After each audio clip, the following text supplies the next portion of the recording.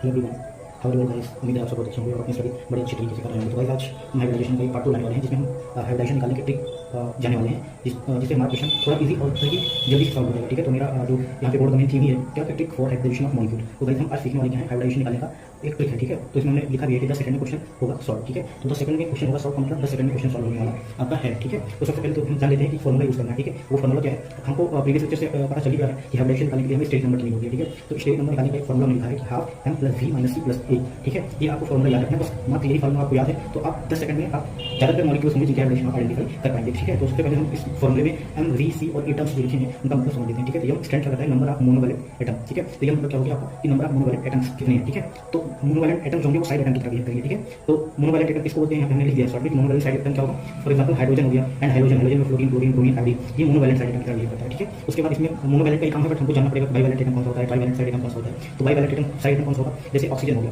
Bivalent मतलब दो bond है, जो सेंट्रल एटम के साथ दो बॉन्ड है, तो यहाँ पे ऑक्सीजन दो बॉन्ड आता है, सल्फर हो गया, तो ये बाइवैलेंट एटम की कैटेगरी में आ गया।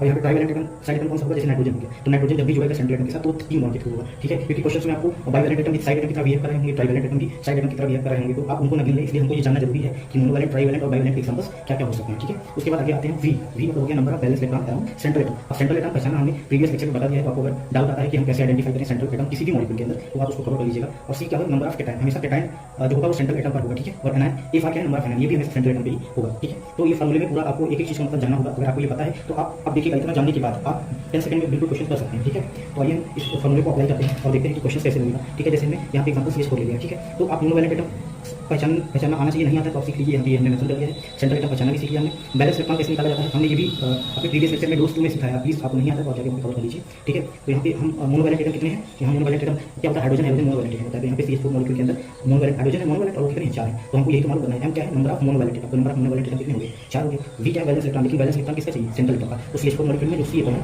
वो आपका क्या है, बैलेंस उसका सेंट्रल एटम है। तो सेंट्रल एटम v क्या हो गया, बैलेंस इलेक्ट्रॉन। तो कार्बन के अराउंड बैलेंस इलेक्ट्रॉन कितना होता है, 4। ठीक है, उसके बाद C नंबर ऑफ कैटायन, यहाँ पे CH4 पे मॉलिक्यूल के पास कोई कैटायन नहीं दिख रहा है तो 0 हो जाएगा, एनायन भी 0 दिख रहा है। तो बस सिंपली हमको सारी चीजें मालूम हो गया, अब इसको हमको इसी फॉर्मूले में पुट कर देना है। तो स्टेज नंबर क्या हो जाएगा आपका, हाफ। मोनोवैलेंट एटम कितना हो गया, 4 प्लस बैलेंस इलेक्ट्रॉन आपका 4 हो गया, कैटायन 0 हो गया, एनायन 0 हो गया। आप स्क्वायर करेंगे तो 8/2 हो जाएगा, 4 हो जाएगा। और जब 4 होता है तो हाइब्रिडाइजेशन का फॉर्मूला कितना होता है, जस्ट कीजिए एक ही सेकंड